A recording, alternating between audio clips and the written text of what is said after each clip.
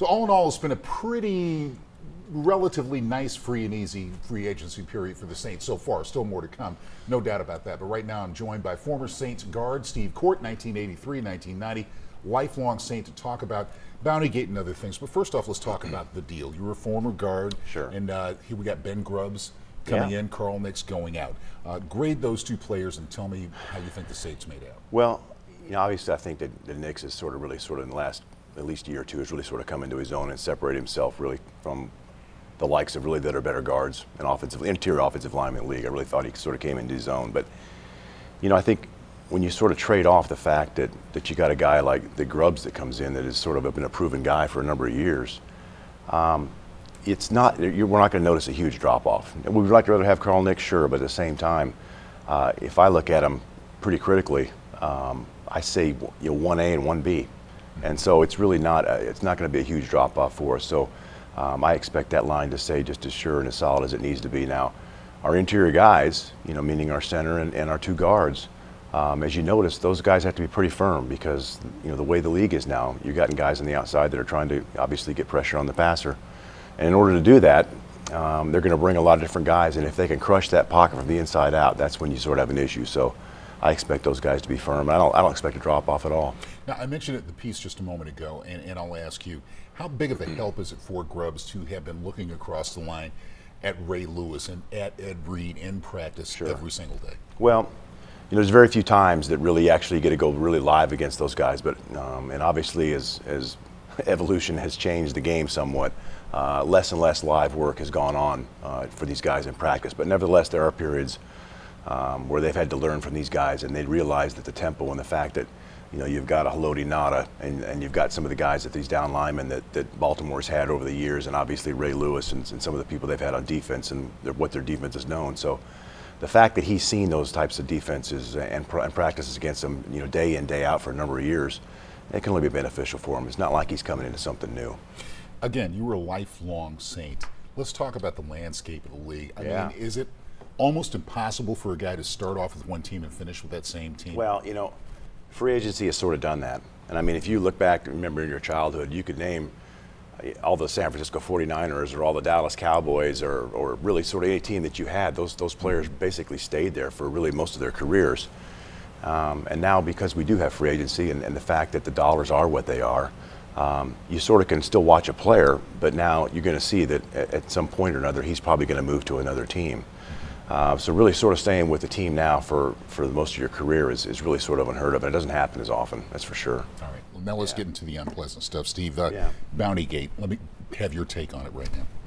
Well, when they first came out with it, I was like, bounty. Good gosh, it's obviously a terrible word to use on something like that. I mean, I'm thinking of criminals and things like that when you think of bounties and things like that. And I certainly look at it more as an incentive type thing. That was something I think it probably got blown out of proportion, with the Saints. And I think if you look a lot of times, it's sort of what sort of maybe the background of a coach coming in and sort of what he's used to doing and how he motivates his players. And Greg Williams has sort of been known to have those types of incentive programs wherever he's sort of gone.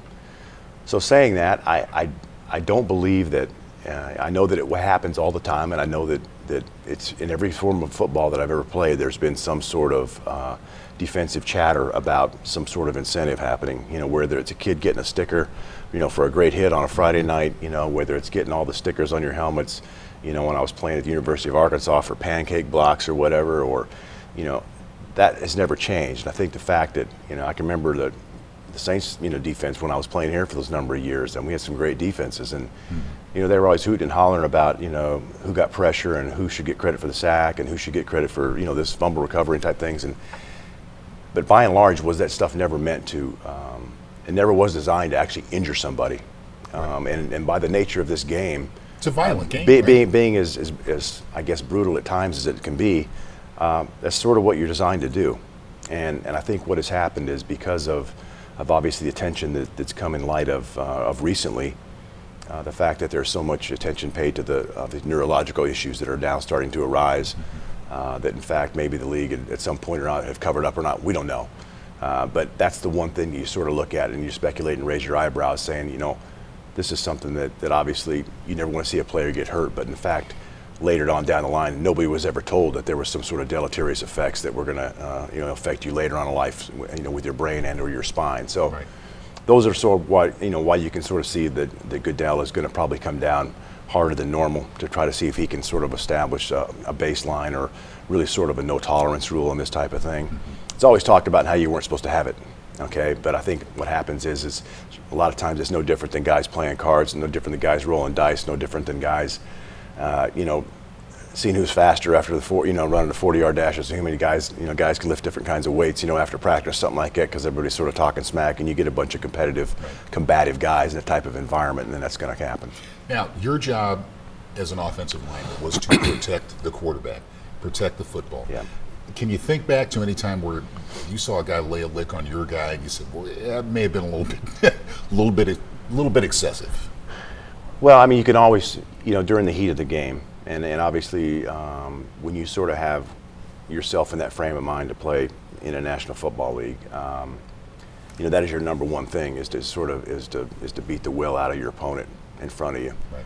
And I think that any time that I would ever know that my quarterback got hit or I felt like was something that was questionable, it was a thing where it would raise its attention, to the rest of the offensive line, which were sort of the cops on the field at the time. And we made sure that we it may give you a little extra incentive, I guess, to sort of see if you can get a little bit more physical with these guys.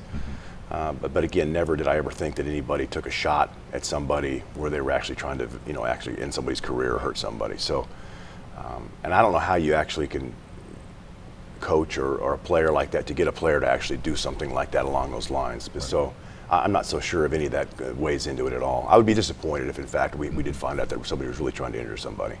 Now, going forward, we don't know what's going to happen. We don't know how Right. the commission is going to react, what his ruling is going to be, but there are going to be some sanctions, 50,000 pages. Everybody expects the Saints are going to be made an example of here. Right. Can you look in your crystal ball and see how this is going to affect the ball club and the construct of the ball Yeah. club going forward? Well, the fact that they have that many 50,000 pages of investigative reporting and that type of report tells me this has been going on for a long time. It's just not something you can generate 50,000 documents, without it being something that has gone on for a while now. And you sort of wonder, and like I've always said before, you hear about something and you don't really know what it is. And I think a lot of people are quick to judge until they really find out. And I've always thought, let's make sure that Goodell takes a look at this, and being the lawyer mentality that he has, I'm sure that he's going to look at it very carefully. But at the same time, I think that any time you generate that much publicity with this type of thing, something bad is going to happen with it. So the fact that the Saints at this point were sort of the team that they had sort of singled out to do this with sort of bothers me when I know that there's probably 31 other teams out there that are likely doing the same thing. So did it probably go too far? Probably did. I think that, when you saw the statement that Mickey Loomis and Sean Payton said earlier that, hey, this happened on our watch, and in no way was it something that we condoned, but we let it happen.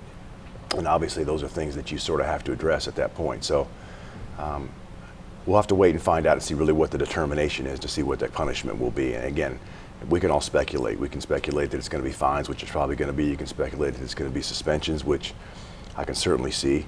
And then you can certainly speculate if, in fact, they're going to do something towards the players that were here during those times. I don't know how you can actually do that, Right. but we'll find out. Yeah. Finally, let's take it up to the positive level once again. Okay. Super Bowl's coming to New Orleans. How great Yeah. would that be to have the Saints in there? I was fortunate enough to play, for a number of years, and really was able to sort of, to get a sample of really all the other different kinds of fans around the league. And I can tell you that there's some places that have, passionate fans, but really there is no place like South Louisiana when it comes to football, and in fact, when it comes to pro football and their Saints, it's a little bit different. So, the fact that this city now has sort of embraced the Saints at a different level than they ever had known it before, and now that the NFL has sort of taken this thing to a completely different level than it was when I was playing during the 80s and early 90s, that would really be something that is going to be something to behold, because I think I've always thought, like many other people, that really New Orleans should be really kind of almost a permanent home, or at least a rotation for the Super Bowl because of the way that we treat people down here. So it'll be interesting to see if that happens. But if it does, hold on to your horses. All right. Well, Steve, welcome to the show. You're welcome Thank you, anytime, partner. man. I appreciate you, Thank you buddy. for coming by. Steve Korte here. Still to come on the